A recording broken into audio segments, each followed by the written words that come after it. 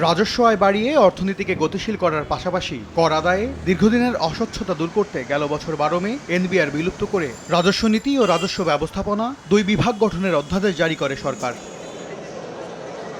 এই সিদ্ধান্তে আপত্তি জানিয়ে কঠোর আন্দোলনে নামেন সংস্থাটির কর্মকর্তা কর্মচারীরা।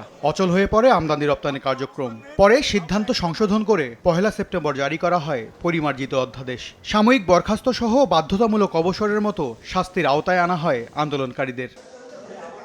মন্ত্রণালয় সূত্র বলছে, সবশেষ চলতি ফেব্রুয়ারির 1 তারিখ এনবিআরকে ভাগ করা নিয়ে সচিব পর্যায়ের বৈঠকেও নেওয়া যায়নি চূড়ান্ত সিদ্ধান্ত।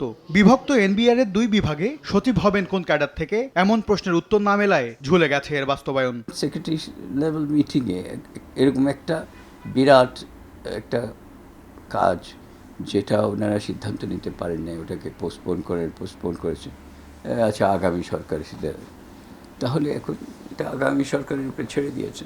সবচেয়ে সুস্বাদু হালিম রাঁধুনি হালিম। হালিম হোক রাঁধুনি হালিম। জাতীয় স্বার্থে দীর্ঘ সময়েও এই আমলাতান্ত্রিক জটিলতা দূর করতে না পারার দায় অন্তর্বর্তী সরকারকেই নিতে হবে বলে মনে করেন কর ব্যবস্থা পুনর্গঠন সংক্রান্ত জাতীয় টাস্কফোর্সের চেয়ারপারসন। এরকম একটা বড় কাজ, এটা কি প্রায়োরিটি দেওয়া উচিত, প্রাধান্য দেওয়া উচিত ছিল ওনাদের কাজের মধ্যে। সরকার লেভেলে এটা একটা ওই মোবিলাইজেশনটা হয় না।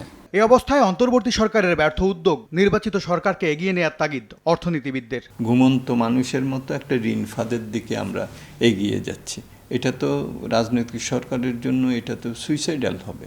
সুতরাং তাদেরকে এটার উপরে প্রথমেই তাদেরকে অগ্রাধিকার ভিত্তিতে নজর দিতে হবে এবং একটা সর্বজন গ্রাহ্যভাবে একটা ভালো সিস্টেম, যেখানে আমরা এনবিআরের যারা আছেন তাদেরও একটা আমরা প্রণোদিত করতে পারি, মানসিকভাবে তাদেরকে মোটিভেট করতে পারি। এদিকে দুই ভাগ করার সিদ্ধান্তের বিরুদ্ধে আন্দোলনে জড়িত কর্মকর্তাদের বেতন 2 ধাপ কমানোর মতো লঘুদণ্ড দিয়ে ফেরত আনার প্রক্রিয়া শুরু করেছে জাতীয় রাজস্ব বোর্ড এনবিআর।